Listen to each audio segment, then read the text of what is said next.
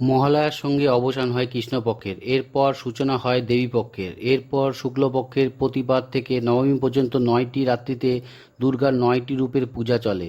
এই ৯টি রূপের নাম হল শৈলপুত্রী, ব্রহ্মচারিণী, চন্দ্রঘণ্টা, কুষ্মাণ্ডা, স্কন্দমাতা, কাত্যায়নী, কালরাত্রি, মহাগৌরী, সিদ্ধিদাত্রী। মা দুর্গার নবরূপের প্রথমটি হল শৈলপুত্রী। পর্বতরাজ হিমালয়ে গৃহে জন্মগ্রহণ করার তার নাম হয় শৈলপুত্রী। মায়ের দক্ষিণ হস্তে ত্রিশূল এবং বাম হস্তে কমল পুষ্প, বিষবের পৃষ্ঠে মা আরোহিতা। পূর্বজন্মে ইনি ব্রহ্মার পুত্র দক্ষ প্রজাপতির কন্যা ছিলেন। তখন তার নাম ছিল সতী।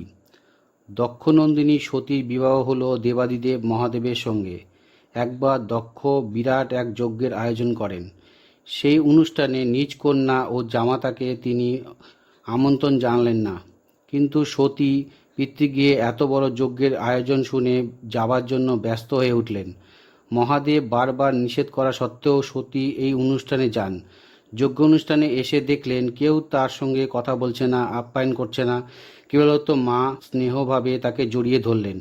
নিজের বোনেরা পর্যন্ত তাকে নানারূপে ব্যঙ্গ বিদ্রূপ করছে।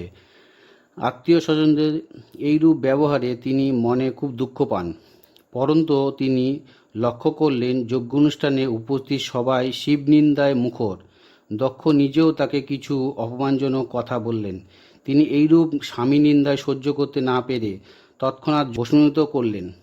এদিকে মহাদেব এই সংবাদ শুনে প্রচণ্ড ক্ষুব্ধ হয়ে নিজের পার্শ্বচরদের পাঠিয়ে লণ্ডভণ্ড করলেন দক্ষের যজ্ঞানুষ্ঠান। সতী সাহায্যে ভস্মীভূত হয়ে পরজন্মে শৈলরাজ হিমালয়ের কন্যারূপে জন্মগ্রহণ নিলেন এবং শৈলপুত্রী নামে পরিচিত হলেন।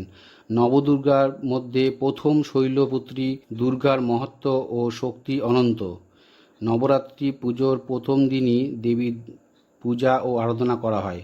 উপনিষদের কাহিনী অনুসারে ইনি হৈমবতী নামে দেবতাদের গর্ভচূর্ণ করেছিলেন। সূর্যকে নিয়ন্ত্রণ করে এই দেবী।